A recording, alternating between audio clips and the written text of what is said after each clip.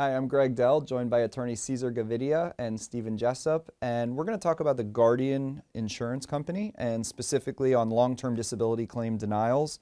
You guys have probably seen thousands and spoken with potential clients and clients about their Guardian denials, and Guardian's not one of the biggest companies out there in the world of disability insurance, so with that comes a smaller volume level that they experience.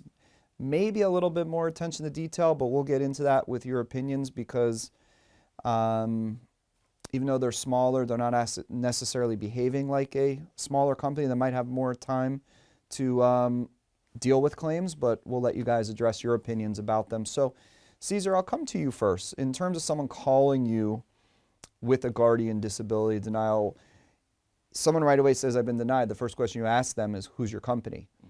There's a reason why you do that, because you have a thought process as to what you're getting yourself into and what the chances are of them being successful against that particular company. So what comes to your mind when someone says, yeah, my denial's with Guardian? Well, first, because, Guardian is while they may seem to be one of the smaller companies, there's kind of different branches. You've got Guardian and kind of that parent company, and you've got these Guardian life insurance company policies that are often issued through group disability policies that one would get through their employee benefits. They also have Guardian individual disability policies that are actually issued and underwritten to the individuals that have purchased them. And then there's a branch of the Berkshire Life Insurance Company products, and that also falls into that kind of Guardian umbrella. Okay, and so the first thing I think about is when I ask them, who's your insurance company, and they tell me it's Guardian, I'm asking them, is it through an employee benefit plan? Is it through an individual disability policy? Because these two types of categories or types of claims are treated very, very differently.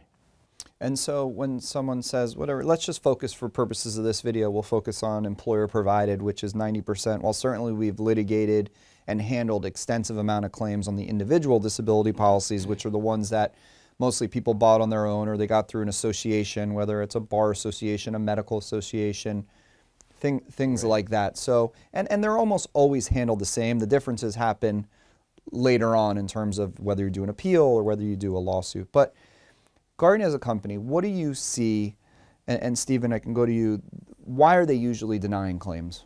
I think, in its easiest basis, usually some level of insufficiency they feel in the medical records.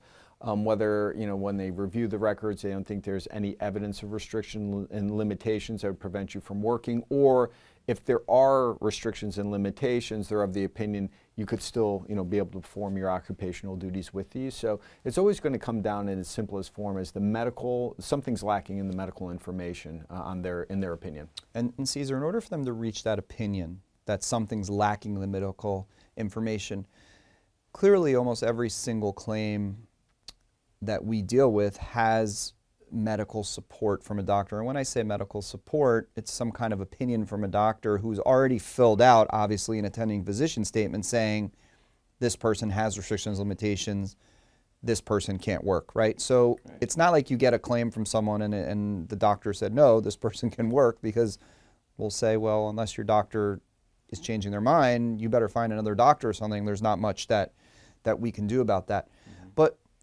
how does Guardian then make the opinion to say, no, supporting what Stephen's saying, that your medical records don't support what's going on? In that, you touched on the medical support, and that kind of, it's kind of a pendulum there with that. And it could lack a certain amount of support because, the doctor, your treatment providers just aren't really, expressing what needs to be expressed in order for you to get over that kind of threshold where, now it's all in Guardian's hands to sift through it all. They know that your doctors are saying unequivocally that you're not able to, functionally perform certain things, and that would prevent you from performing your occupation or any occupation perhaps. But that information is then going through this filter in the company, within Guardian, of their medical people, their medical lens, their physicians, their consultants, their medical consultants that are, once all this information is acquired, they're looking through it, they're reviewing it, and they're potentially looking for some vulnerabilities and weaknesses there.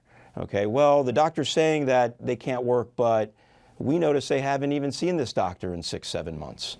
Or, there's not really a lot in the medical notes from the visits that they've had to support this doctor's opinions that they're writing on these attending physician forms. Who are these people that Guardians rely upon? Is it their employees? Is it outside employees? Who do they So usually...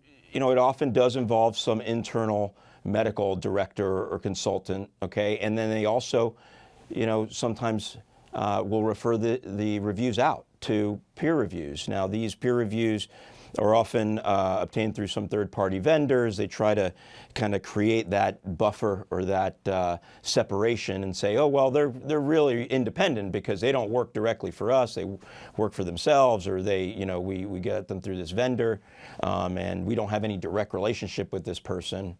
But at the end of the day, where the paychecks are coming from. I mean, Guardian is paying the vendor, who then pays that doctor, who in turn provides that report or that opinion and that review.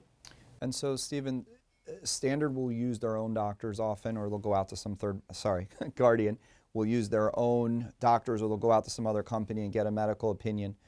And then more often than not, when I always see whatever that doctor comes back with, that's the opinion they're going to adopt.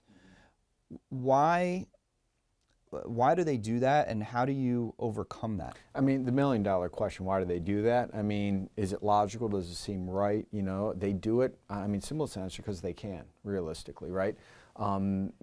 If we fast forward in the idea of litigating and looking at court, a judge wouldn't have to give more weight to a treating physician over an insurance company doctor as a default, so they can do it that way. And you got to remember, especially if you're talking about, like, say, transition from short-term to long-term disability, where we see a large number of denials, they're trying to avoid paying benefits. If it's early on in the claim, if they deny, maybe the person will try to go back to work, whatever the case may be. But they're always going to default to their own doctors. And then even from those opinions of those doctors, right? Because there's always this idea, can you do your job type situation. They don't even necessarily want the doctors to make opinions of whether or not you could do your occupational duties, whatever the standard is. It's, are there any restrictions and limitations? And say the doctor does. Say the doctor says, hey, this person with this back problem would only be able to, perform at a sedentary demand level. So then what Guardian would do is send it to their vocational department and, strip the job down generally to the lowest common denominator, which is physical ability, and say, well, the job's sedentary. Our doctor says he can do sedentary, so that's that. We're not going to rely on the individual's, treating physician. And sometimes they do, but in denials, you're always going to see that same course where they're going to prioritize their own information over yours. I see, and Caesar and Jessup, you can both respond to this. I see Guardian more in the last year, 2 years or so, really bending over backwards more than they ever used to deny claims, meaning really looking, cherry-picking medical records, looking for reasons to deny a claim, maybe going out to a voc to give a different opinion necessarily about an occupation, really dumbing it down, really just doing not, and this helps a claimant, but not a real detailed denial, just looking for a reason to say, hey, we can hang our hat here, let's go with it, and let's see what happens. Is that the experience that you're seeing with the Guardian denials as of recent? I've certainly seen an uptick in Guardian challenges and denials, if that's a question. I don't know necessarily what's motivating that. At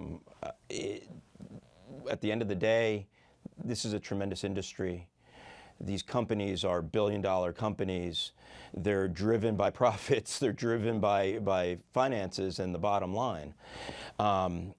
I think that probably the past few years and how the world's changed with many some of the physicians that we've been talking about that are doing these reviews. Well, are there more of them doing these reviews because they're having a need to supplement their income because their practices took such a hit from COVID or something like that, right? So there's more motivation perhaps on the medical physician consultant side to take a harder stance or conduct more stringent reviews, which, like you said, and like Steve said, they're going to prioritize their own reviews above all else.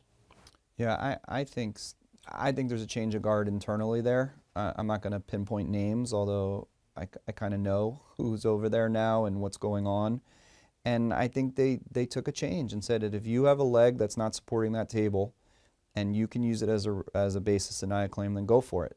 And that's what I'm seeing. Yeah, you know, I would agree. And, you know, I think Guardian, since they do a lot of individual product, it used to be they almost reviewed their employer-provided ERISA stuff with the same, not level of detail, but the same kind of process, you know, where more thorough reviews. You know, I've seen an uptick. Now, obviously, people are always calling us with bad news. You know, people are calling us, hey, they've approved my claim, but I have noticed an increase. And in some of the denials, it's been like really what I call cheap denials, like you said, like they didn't give the benefit of the doubt, or they got one thing ignored to the exclusion of it. But, you know, there is a myriad of reasons why, but I have noticed an uptick in the denial or you know, getting calls on, you know, Guardian, you know, group disability denials. Yeah, for the benefits of the claimants, no one sees more denials in the entire country than we do, so we're seeing real time what's going on with these things. And amongst our 15 lawyers that we have who does just this, we know every single aspect of every technique, from every doctor they're using to every claims person to any expert they're going to hire, and we all talk every day about what's going on with our claims. So that's a great advantage for claimants. But what I want claimants to know who are watching this video, because they found us because they've been denied, they stumbled on our website or YouTube channel, and they're like, I need help, I want someone who's experienced, and that's what we do, is they should immediately send us a copy of their denial letter. We'll review it, we'll set a free phone consultation, and no matter where a claimant lives in the country, we're available to assist you, and we don't charge you any fees or costs unless we make a recovery for you. So we look forward to the opportunity to discuss your Guardian denial.